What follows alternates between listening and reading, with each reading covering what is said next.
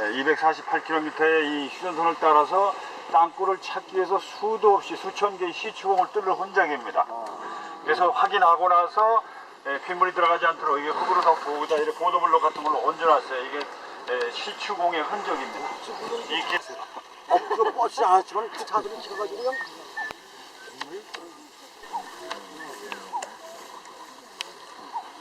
전쟁을 거치면서 다 이것이 불타 없어졌죠. 그래서 근래 이제 다시 소나무를 몇 그루 심었는데 가뭄으로 인해서 지금 몇 그루 살아남지 않았어요.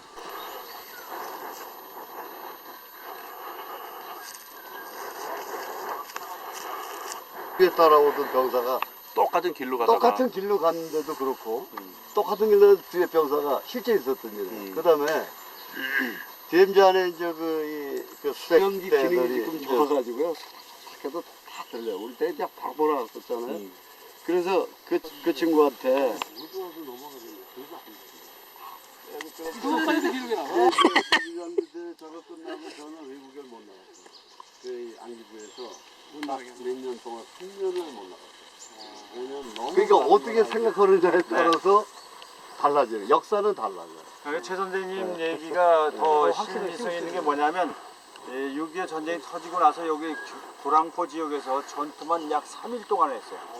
지금도 생존해 계시는 백선엽 장군이 이곳을 사수하기 위해서 그러니까 전 휴전선이 막 맥없이 무너질 적에 여기 구랑포 백화점 분점도 있었어요. 신신백화점도 있었다 그러더라고요. 그런 식으로 이게 얼마 안 됐어요. 여기도 들어오기도 복잡하고 그러니까. 그래도 그 사람들 오면서 이거 좀 구경하고 이거 다큐멘터리로 몇 개 나왔어요. 드리기 전에 예를 갖추겠습니다. 돌아가신 임금님이나 성인들 묘전에 오면 엎드려 4번 절하게 돼 있는데 어제 저 숭의전에서처럼 이렇게 약식으로 서서 인사를 올리겠습니다. 공수하면 이렇게 손을 모아주시고요. 배하면 절하십니다. 그리고 흥하면 일어날 흥, 고개 드시고 이렇게 4번 하고 나서 평신할 겁니다. 평자세로 돌아온다. 공수 배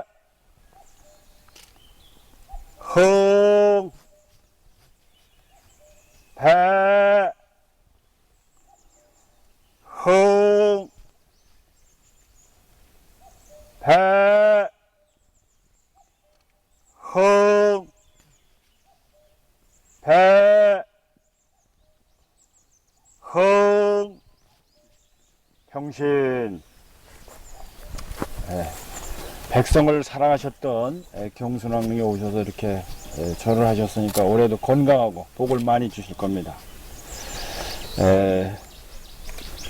경순왕께서는 그 한마디로 이렇게 단언해서 백성을 살리시기 위해서 왕권을 밀어넣으시 버리신 거예요. 이 삼국사기에 그 과정이 잘 나와 있습니다. 그런데 교과서에 우리 지금 현행 교과서에는 단 한 줄로 경순왕이 고려에 항복했다. 왕건에게 나라를 바쳤다. 이런 식으로 한 줄만 나와 있는데 삼국사기의 경순왕조를 읽어보면은 그 당시에 그 위태롭고 급박했던 그 사정이 아주 이렇게 적나라하게 나와 있습니다. 그 중에 아주 유명한 대화가 있습니다. 경순왕과 마이태자, 큰아들인 마이태자가 나눈 대화가 있어요. 경순왕은 사실은 왕이 되고 싶어서 된 사람이 아니죠. 후백제의 견훤이 갑자기 서라벌에 쳐들어와서 포석정에서 잔치를 하고 있던, 잔치인지 하여튼 행사를 하고 있던 그 경혜왕과 그 일행 앞에 나타나서 아수라장이 됐죠. 죄 뿔뿔이 도망가고 흩어지고 그랬을 적에 견훤은 부활을 시켜서 경혜왕과 왕비를 자신의 무릎 앞에 꿇립니다. 그리고 경혜왕에게 자결을 명합니다. 너 자살해라. 그리고 왕비를 강간했다고 이렇게 삼국사기에 기록되어 있어요. 백성들과 신하들이 보는 앞에서 왕과 왕비를 욕을 보였어요. 신라 사람들의 마음이 결정적으로 견훤에게서 멀어지게 한 사건이에요. 나라와 나라 간의 전쟁을 하더라도 왕이나 왕비를 그런 식으로 욕보이는 게 아닌데 왕을 죽게 하고 왕비를 그것도 강간을 했어요. 거기다 후궁들까지 부하장수들에게 너희들이 알아서 해라. 무도한 일을 한 거예요. 그리고 대신 김씨 집안에서 한 인물을 택해서 왕의 자리에 앉힙니다. 그분이 나중에 돌아가신 다음에 경순이는 시호를 얻게 되는 김부라는 분입니다. 이분을 원치 않던 왕의 자리에 오르면서 갑자기 수많은 고민에 빠지게 됩니다. 이미 200여 년 동안 왕권을 다투면서 만국의 길로 접어들었는데 땅덩어리는 손바닥만 해지고 사방에 도적은 들끓는데 도적 하나 마음대로 막지를 못한 형상이에요. 견훤이 신라 심장부까지 쳐들어올 때까지 그거를 미리 알려주는 경고 시스템이나 막아내는 군사가 없어요. 이미. 그런 나라의 왕이 되고 보니까 이 머리가 깨질 것 같죠. 귀족으로서 살아가는 새 아무런 어려움이 없었던 이 김부로서는 그래도 정신을 수습하고 경혜왕의 장례를 치르고 나름대로 나라를 바로 세워보려고 이렇게 무던히 애를 씁니다. 임금의 자리에서 약 9년 동안 계셨어요. 근데 이미 한번 기울어진 나라는 도로 세우기 쉽지 않고 죽어나가는 건 백성들이니까 고민 끝에 신하들과 군신의 일을 열어서 나라를 왕건에게 넘겨주겠다고 이렇게 선언을 합니다. 신하들은 나라 형편이 어떻다는 걸 알고 크게 그렇게 극력 반대하는 사람이 없었지만 정작 극력 반대한 사람들은 경순왕의 세 아들 중 큰아들과 둘째 아들이 극력 반대합니다. 아바마마, 어떻게 천년사직을 충신 열사 뜻있는 백성들과 다시 일으킬 계책을 도모하지 않고 하루아침에 천년사직을 넘겨줄 수가 있습니까? 저는 거기에 도저히 따를 수가 없습니다. 마이 태자의 이야기를 들은 경순왕께서는 뭐라고 이야기를 하시냐면 나라의 형편이 이 지경에 이르렀다. 강하지도 못하고 그렇다고 겸손하지도 못해서 무고한 백성들의 간과 내가 땅바닥에 나뒹구는 이 현 상황을 나는 도저히 지금 눈뜨고 볼 수가 없다. 난 백성들을 살리기 위해서 나라를 왕건에게 넘겨주겠다. 이 두 사람의 이야기는 다 옳습니다. 그렇지만 경순왕께서는 백성을 택하신 거예요. 무고한 백성들, 간내 도지라고 표현을 하셨어요. 간과 내가 땅바닥에 이렇게 처발라지는. 그래서 신하인 김봉유에게 국서를 써서 왕건에게 보내고 얼마 뒤에 신하들과 백성들을 이끌고 우리가 온 길을 따라서 고려의 수도인 개경으로 향하게 됩니다. 그 행렬이 무려 30여리에 이르렀다고 그래요. 신라의 유민들, 뭐 각종 금은 모아 신하들 이렇게 해서 이끌고 개경으로 갑니다. 개경에 도착하자마자 왕건은 열렬히 환영을 하죠. 상부 대접을 하고 따로 구역을 마련해서 거처를 마련해주고 경주를 시급으로 삼게 하고 나중에 사신관인가요? 이렇게 해서 하는데 중국에는 자신의 큰딸인 낙랑공주하고 결혼을 시킵니다.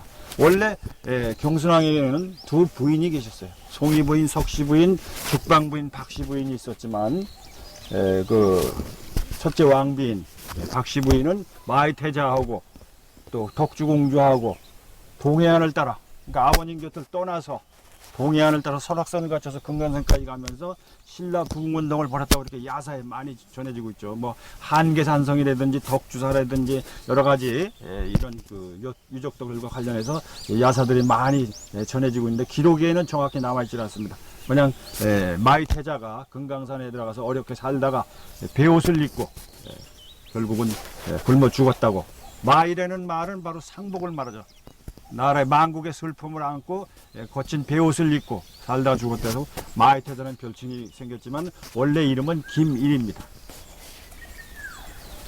아들들이 그렇게 반대함에도 불구하고 경순왕은 개경으로 가서 왕건의 큰딸인 낙랑공주하고 결혼을 하게 됩니다.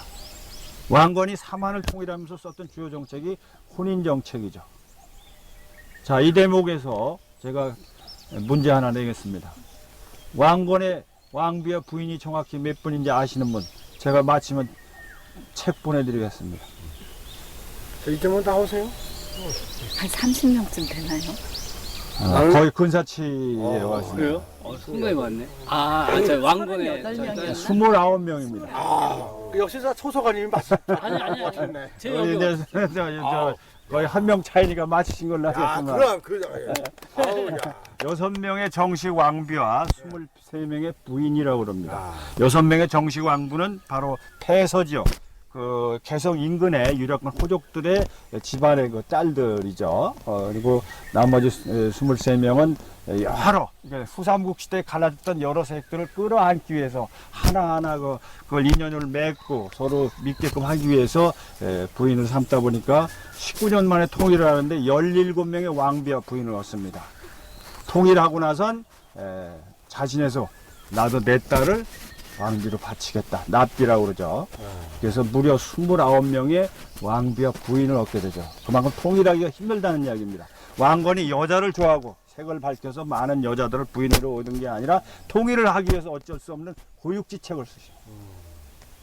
그런 게 고육지책이면 누구든지 좋겠습니다. 그 수많은 왕비와 부인들 중에 잠자리도 같이 하지 않은 사람들도 여러 명 있었어요. 그렇지, 그렇겠지. 예. 그렇지만은 일단 인연을 맺은 집안에 대해서는 끝까지 살아갈 수 있도록 모든 조처를 취했다고 합니다. 거기서 태어난 자식들도 차별 없이, 적서의 차별 없이 대우를 동등하게 했다고 합니다. 이게 이제 고려와 조선이 다른 점이에요.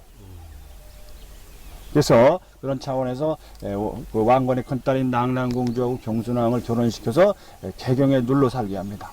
유화궁이라는 궁궐을 따로 마련해주고 경주를 시구비로 상기하고 해서 경순왕께서는 그때부터 개경에 사시면서 원주와 제천에 별궁과 암자를 이렇게 자그마한 암자를 지어놓고 주로 절에 가서 신라 백성들의 안위를 위해서 이렇게 불공을 드렸다고 전해지고 있습니다.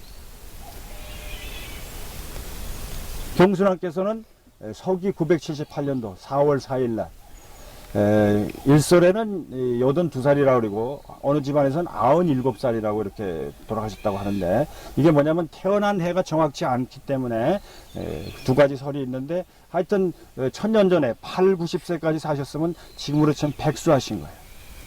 마음을 비우고 오로지 신라 백성들의 안위를 위해서 그런 마음으로 사셨기 때문에 경순왕